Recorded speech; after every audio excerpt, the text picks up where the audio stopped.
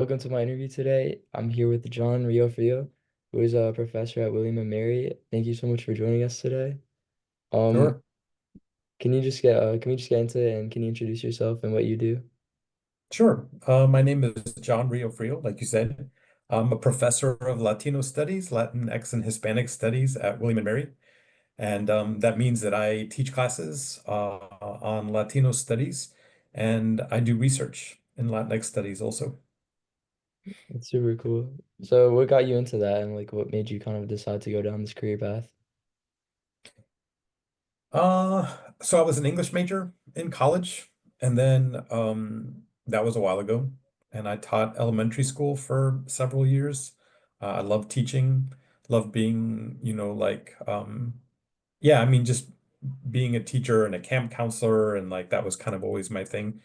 And so I started off as an elementary school teacher and really liked it. It's a great job. It's a tough job, but I sort of missed, I guess you could call it kind of like the more intellectual side of things. Like I was curious about, I always loved literature and texts, and just kind of missed the intellectual challenge. And so I went and applied to get a PhD in English. And then once I got into the PhD program, you sort of end up having to choose a specialization. And I chose Latino studies, I guess, in part because my parents were both immigrants from Ecuador. And it just had me thinking in that field, and it was just like a way to study the kinds of things that I was interested in. That's cool. So like just on like a baseline surface level, what would you say like you've kind of like teach and like study in terms of immigration? Yeah. So baseline level. I mean, so I'm in a Hispanic studies program at William Mary, which is basically like a Spanish department. But it's a little bit different because our Spanish department is called, it's like a cultural studies program. And what that means is that we study issues through a close examination of cultural texts. And we have like a really broad definition of what a cultural text is. We might look at novels and short stories, but we'll also look at films. We might look at songs. For example, there's a lot of people who are super interested in what Bad Bunny is doing in terms of the kinds of topics that he's singing about, raising awareness. We might look at political discourse. I wrote a book several years ago and, looked at things like TV commercials for political campaigns as part of that. So we have really broad definition of what we mean by a text. And that when we examine and analyze those texts, it helps us really understand more about certain key issues that we're interested in. So immigration, just one type of issue that we might be interested in. But like right now, I'm looking at gentrification. Might think about, for example, the topic of masculinity, how masculinity is changing, and all of those things. I would do my work by looking at cultural texts instead of, say, like, um, public policy or surveys that like a sociologist might do, or observation like a cultural anthropologist might do. That's interesting. That's super interesting. That's kind of what I'm doing like Spanish class right now. Yeah. What kinds of stuff are you guys looking at? We just started last class, but it's kind of we're just kind of doing like baseline stuff and they're just teaching us like vocab words and like the whole context. I think they're mostly teaching Spanish, but like the theme is kind of like you're saying it's like human geography, but in the context of like how culture is like changing and shaping society as a whole and it's Yeah. continuing to evolve. What level of Spanish are you in? I'm in Spanish 5, like AP language and culture. Okay, cool. Cool. Did Yeah. you do Spanish 1 through 4 in school too? I started, well, I'm in my senior year right now. So I started high school at Spanish 2, and now I'm in Yeah. 5. Did you one last question. What do you remember the name of your textbook? Oh, we don't have textbooks. We just like follow curriculum, I guess, and they like I don't know if they like there's a textbook or Okay. just a school curriculum. Okay, cool. Is there like a textbook that you know of or No, I was just curious because Serena, right? Adrienne, my niece. yeah. So she used a Spanish textbook in high school, and it turns out that she's using the Spanish textbook that my wife co-authored, Oh, which really? was super random. Yeah, so I was just curious if like your classes were also using it. That's awesome though. Hmm. All right, my next question is at William and Mary, what kind of activity? Are there any clubs or activities for like immigrant students or Latino students? Yeah, there's actually a huge amount. So William Murray is not a big school. It's about 6,000 people, 6,000 undergrad students. It's public, which a lot of people think it's private because of the name. It's College of William and Mary, but that's just a historical name. It's the second oldest university in the country. And so I'm saying all this because over the last couple of decades, the student population's gotten more diverse at William Mary, and a big part of that has been the arrival of a fair amount of Latinx students, mostly from Northern Virginia, so like the DC area. And those students, the Latino communities in the DC area tend to be from like Mexico and Central America. So quite a few Mexican students and then some Guatemalan students. El Salvador is another big one. Most of our students are second gen, so like their parents were immigrants and then they grew up here. They were born here and grew up here. So on campus, you've got a group called LASU, which is a Latin American Student Union. And I was just meeting with some of them a few nights ago, and they said that they were up to something like close to 200. Like they count how many students are involved by how many pay dues. It's like not a lot, it's like 10 or 20 bucks. But there's something like 200 dues paying students. So it's a pretty big group. And then there's another group called Plumas, which I can't remember what it stands for, but it's basically a group that's more focused on like service. And so they do a lot of fundraisers throughout the year. And some of them are related to like helping out immigrant communities, but some of it's for other things. Um, there's also a group called Alpha that just started that's one geared towards more towards like Latino professionals. And so there's a lot of folks from the business school. Um, and I feel like there's one other student org that I'm forgetting. Um, I can't think of it right now, but the last 5 years, there's been a special graduation ceremony called Ceremonia Raíces, that's geared specifically towards Latinx students. So not immigrants in general, but specifically Latinx students. So there's kind of quite a bit of stuff going on at William and Mary for a place this size. That sounds cool. There's Mhm. a lot like opportunities to like, get involved with like the communities. Yeah, and they do a lot of cool stuff like Lasso in particular. They'll do like a mix of social events. So they might have like a salsa night, or they'll do like I think last week they had something called History of Cake. And so they had like a Jamaican cake and they had some pastel from Chile maybe. And so they try to do kind of a broad cross section. But they've also done informational sessions. They asked me to speak on Latinx identity a couple of years ago. I'm giving a talk on gentrification in Los Angeles next week, or maybe in 2 weeks. And so they do like a whole mix of stuff. And then a lot of, really visible fundraising and things like that. So it's a cool space.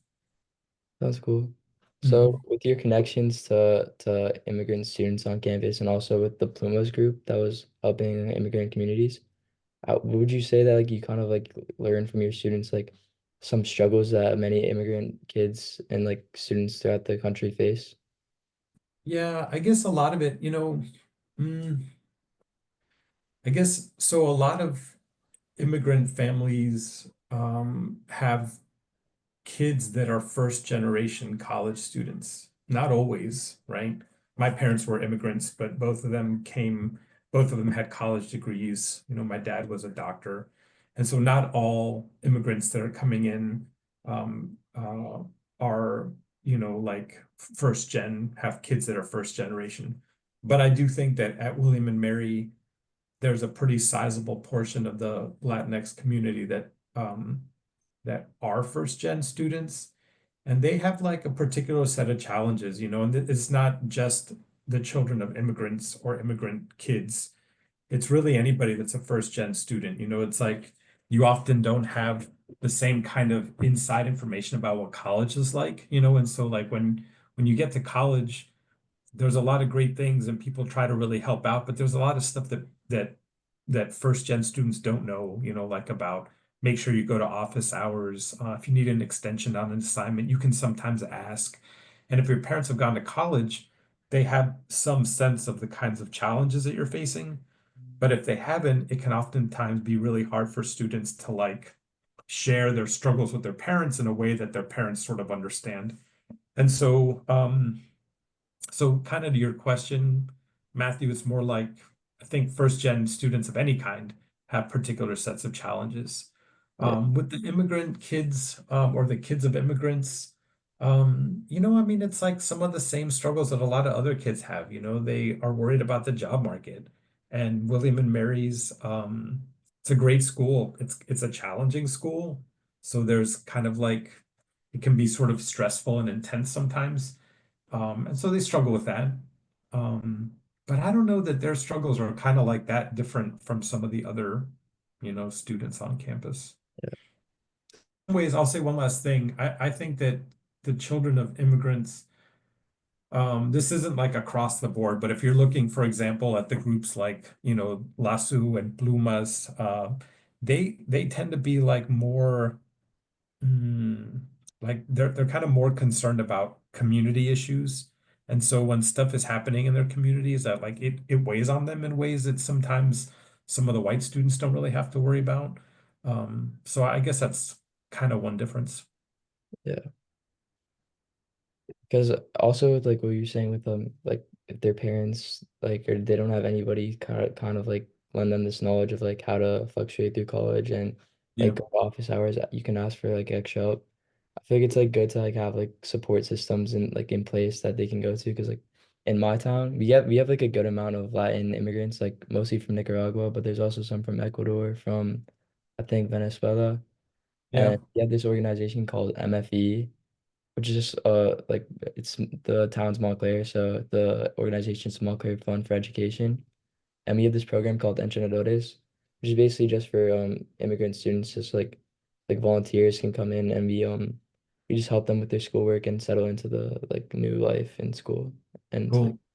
a good way I to mean, program. I would imagine that the challenges that those students are facing are much bigger in certain ways because like if you immigrate to the US, you might speak English, but you might not.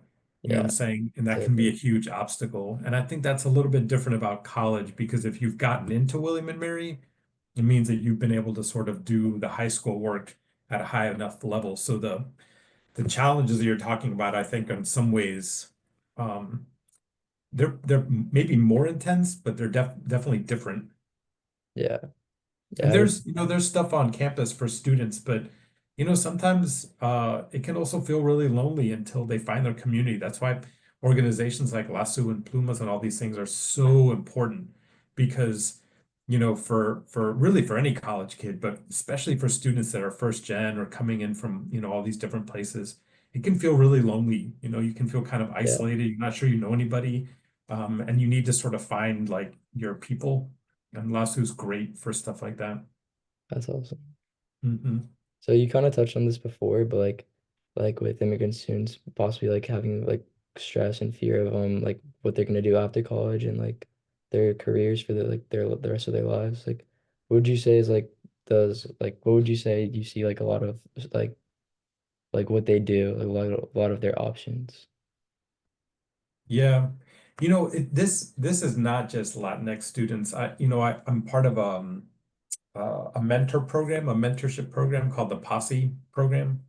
It's just really quickly, it's a leadership scholarship, and so high schools will nominate students. And then if you get the prize, if you get the scholarship, you get free tuition, and you go with a group of students to the same college, right?